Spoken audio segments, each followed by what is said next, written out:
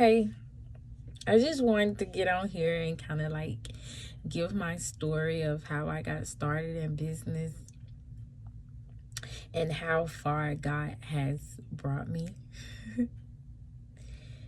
And I just want to really give God, because I feel like right now I'm in a moment where I haven't gave God enough gratitude for where He's brought me. I know that sometimes that I may seem a little ungrateful for what He's done. Is not that, God. It's not that. It's not that at all. I started out. I remember when I had just had my son, and I was staying in a house with me and my three girls, and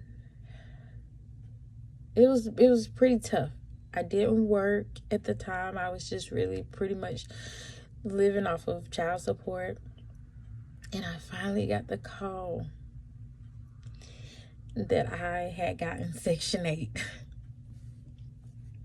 Yes, I got Section 8 out. It was one of the happiest moments of my life. I felt so relieved. I just felt like a weight was lifted off my shoulder. I just felt like God heard me. And, He was saying, hey, baby girl, this is your time. This is, I'm giving you a break. I'm providing for you and your kids. Now, we had a home. We had a 3-bedroom house, 3-bedroom, 1 bath. It was nice. And, everyone, all the girls had their own, two of the girls shared a room and one had her own room. But we had a nice home. But $675 at that time with 3 kids and really not working that much. It was tough. That was tough to handle. And so I remember when I got the phone call. I got the phone call and I got my email letting me know that I had been approved for Section 8. I had been on that waiting list for almost 2 years. I was on that wait list for 2 years. And when I finally got it, I'm telling you, it was like God was like, "Who is it's a breakthrough?" And it was time. I was so excited. I remember being so excited because I really felt like it was a new beginning, a new start for me and my kids. But at the same time, I still had this like sense of shame. I guess is what it's called, shame, because I think I was like the first person in my family to get Section 8, or didn't many people get Section 8 in my family, or they just tried to make it work. They didn't go and seek out government assistance. So it still was kind of like I felt shame because of having to get Section 8. And but at this point I just had to keep my lip closed and go on through with it. I went through the program and I found me a house. Yes, I found a house. This was probably in 2013 when I had my son in April, and I think we moved in June. I got approved for the Section 8. So they end up giving me I found a house. It was 3, possibly 4 bedrooms with 2.5 baths. It was upstairs and downstairs, and it was in another city outside of the city that I lived in. And boy, we were so excited. Like, it had a yard, it had everything that my kids could want for it. It was in a neighborhood. It was a nice place, and I was so happy to just finally be back on my own, being able to provide for my kids, and being able to just provide for them like I wanted to. And so we stayed there, and during that process I end up we stayed on in there from 2013, and we moved out of there in 2018. 2018. No, wait a minute. 20, yeah, I stayed there 5 years, from 2013 to 2018. And it was nice. It was good. But during that process, that time while I was there, my kids were kind of older, and I also had my 2 sisters that were living with me. And so I would leave that city, and I would still have them enrolled at my mom's address, which was in Rock Hill, which was a city away from where we were in York. And so the city that they were in was in Rock Hill. And so I would drive them every single day during the school year. It was about 20 minutes back to Rock Hill. Okay. So I would drop everybody off at my sisters then went to two schools, and my kids went to another school, and then my son and my daughter at that time, they went to a daycare. And I did that for 5 years, driving them back and forth from a 20-minute ride down here and a 20-minute back to York every day. And so we got to the point around 2018. The way Section 8 works is if you are, well, the Section 8 around where I'm from, if you stay on in a house for at least a year, you can get like a voucher where they'll allow you to port out to another city. And so the city where I had got the voucher at, it wasn't my hometown, but I wanted my hometown, but my hometown was so full, you couldn't get, it was going to be forever to get on the wait list for Section 8 there. So that's how we ended up in York. It was the next city over. And so once you've been on, Section 8 for a year, they give you a port voucher. And what that port voucher is, they allow you to move to another city, another state.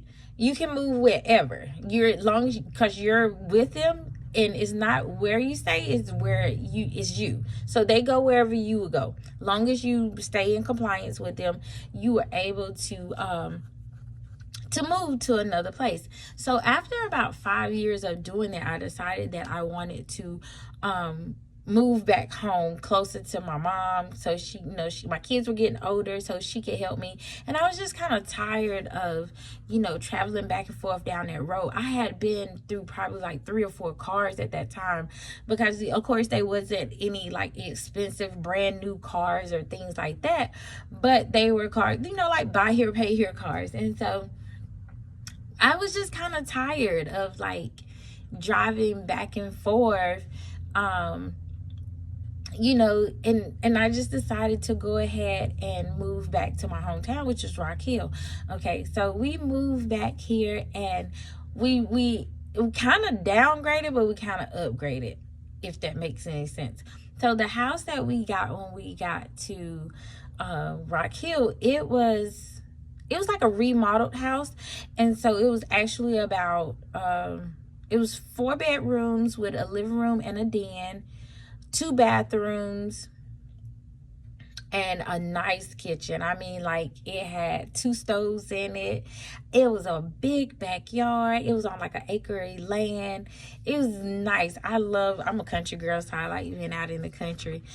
But I've never lived in bad places when I've had my Section 8, but some kind of way I still would carry like shame with me for having to be on Section 8.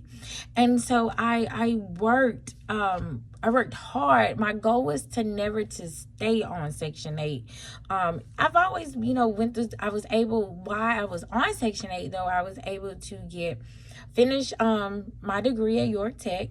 I was still able to go to college, and I was able to start my business while I was on Section 8. And a lot of people, that's another story. A lot of people think they can't start businesses while they're on Section 8.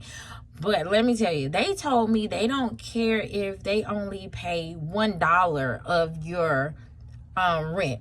You still can stay on Section 8. Okay. And it's just Section 8 just gave me that safety net, it just provided that extra security for me while I was, trying to provide better for my kids and stuff. And I, not to get off subject, but I do remember when I started my business, and I do nails. So when I started doing nails, I remember the coordinator telling me, because I started off at the bank. Now, when I was at the bank, I don't go way back. When I was at the bank, my checks was only like $300 a month. $300 a week. I'm sorry, take that back. The bank. $300 every 2 weeks. I take that back. And I was only part-time there because somebody had to help take care of my kids, and somebody had to be there to get them off the school bus, and all of that other stuff. Somebody had to do that. So I was only part-time, and so I was part-time, and I still was receiving child support. And I did get good child support. I have great baby fathers. They don't like to be called baby dads, but I did have great baby fathers that did send me good child support. And I'm very appreciative. I'm thankful to God that they've always been in a position to be able to send me. We have our times, but that's neither here or there. Okay. So when I first got on Section 8, I got approved because I had the job at the bank, and I also was getting child support. So when I first got on Section 8, that first home that I had, I only paid $60 a month. $60 a month. That's all my rent was. $60. And I mean, we were staying in a two-story home. And it was $60. Like, I was living, like, my mind was totally, like, blown. Like, this is real. But like I said, it was $60.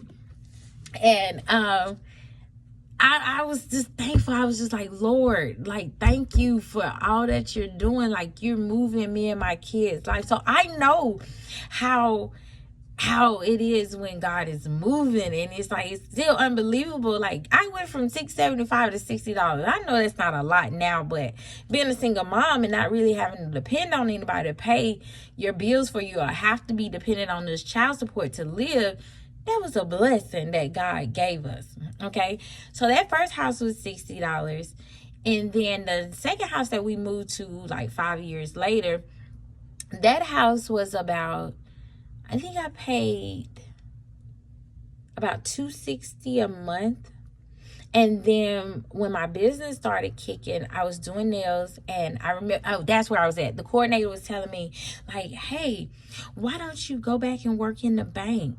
And I was like, why would I go back and work in the bank? I'm only making $300 every 2 weeks. That was not enough for me to, like, sustain my family, and I didn't want to keep living under Section 8. I didn't want to, like, have to get food stamps and stuff. And so I was doing nails, and I was probably bringing home at least about anywhere from $900 to $900 a week. And so that was a big jump, and I was only working 4 days a week.